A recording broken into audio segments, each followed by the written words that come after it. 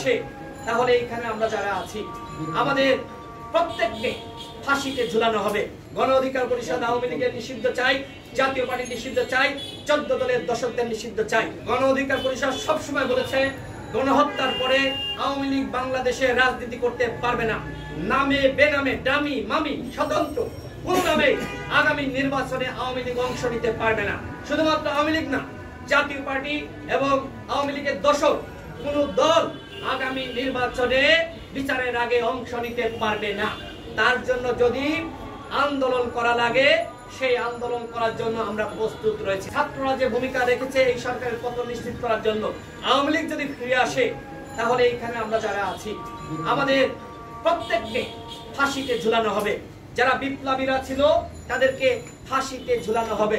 এখন আমরা যে আন্দোলন করার মাধ্যমে হাসিনার পতন নিশ্চিত করলাম, 2000 মানুষকে গুলি করে নির্মমভাবে হত্যা করা হয়েছে।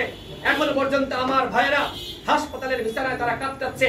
30,000 আহত যোদ্ধা, কোনোভাবে শহীদের রক্তের সাথে বেইমানি করে আওয়ামী লীগকে আমরা নির্বাচনে অংশ নেওয়ার সুযোগ দিব না।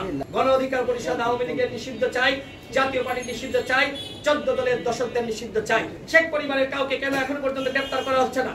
আপনারা সাংবাদিক ভাইরা উপদেষ্টাদের কাছে এই প্রশ্ন আপনারা কেন করেন না? যখন প্রধান উপদেষ্টার কাছে যান, আপনারা যদি হাসিনার মতন করে তাকেও ভয় পান, তাহলে সাংবাদিকতা করে কি হবে? সাংবাদিকতার কোনো পরিবর্তন হবে? বাংলাদেশের গণমাধ্যমের সংস্কার হবে? সাহস করে উপদেষ্টাদের প্রশ্ন করতে হবে, কেন আপনারা আওয়ামী লীগকে নিষিদ্ধ করতে চান না? এই সরকারকে আমরা বসিয়েছি আন্দোলন করার মাধ্যমে, স্যাক্রিফাইস করার মাধ্যমে। আমাদের আন্দোলন সংগ্রাম সম্পর্কে, সরকার বিরোধী ভূমিকা সম্পর্কে আপনারা সকলে জানেন। গণহত্যার দায়ে সরকার মামলা করবে, অথচ সরকার মামলা না করে এই যে আজকে এক ধরনের ভাওতাবাজি চলছে। শহীদ পরিবারকে বলা হচ্ছে আপনারা মামলা করেন। শহীদ পরিবার অনেকে লেখাপড়া জানে না, অনেক কিছু বোঝে না। এখন তাদের উপর যদি দায় চাপাই দেওয়া হয় তাহলে হবে? আজকে যারা সরকারে রয়েছে, সরকারের সংগঠন হিসেবে মানুষ যাদেরকে মনে করছে বৈষম্য বিরোধী ছাত্র আন্দোলন এবং জাতীয় নাগরিক কমিটি, কারণ তারা সরকারের সাথে বিভিন্নভাবে সম্পৃক্ত। আমরা কেউ সম্পৃক্ত না, আমরা রাজনৈতিক দল, আমরা রাজনীতি করছি। শুধুমাত্র চটকদার বক্তব্য দিয়ে ঘরে বসে থাকলে হবে না, কার্যকরী পদক্ষেপ নিতে হবে। গণ অধিকার পরিষদের পক্ষ থেকে 64 জেলায় আওয়ামী লীগকে নিষিদ্ধের দাবিতে কর্মসূচি দেওয়া হবে। সেই জন্য সাংবাদিক ভাইদেরকে বলবো, আপনারা আরো বেশি বেশি সোচ্চার থাকেন। আপনারা জাতির বিবেক, আপনারা যদি এই আওয়ামী লীগের বিরুদ্ধে সোচ্চার হন, কিভাবে আওয়ামী লীগ গণমাধ্যমকে ধ্বংস করেছিল আপনারা প্রত্যেকে জানেন। আমি বলবো আমরা আমাদের দায়িত্ব পালন করছি। সাংবাদিক ভাইরা প্রধান উপদেষ্টার কাছে প্রশ্ন করেন, এই প্রশ্ন আপনাদের করতে হবে।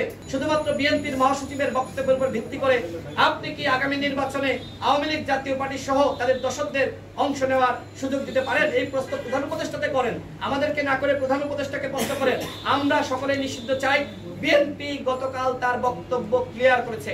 বিএনপির সিনিয়র যুগ্ম মহাসচিব রুহুল কবির রিজভী তিনি বলেছেন যে আওয়ামী লীগকে নিষিদ্ধ করা হবে কি হবে না, তারা নির্বাচনে অংশ নিতে পারবে কি পারবে না, এই সিদ্ধান্ত একান্তই সরকারের। সুতরাং বল এখন সরকারের কোর্টে, সরকারকে সিদ্ধান্ত নিতে হবে। আওয়ামী লীগকে নিষিদ্ধ না করা হলে, আগামী নির্বাচনে অংশ নেওয়ার সুযোগ দেওয়া হলে সেই দায় একান্তই অন্তর্বর্তীকালীন সরকারের, আমাদের নয়।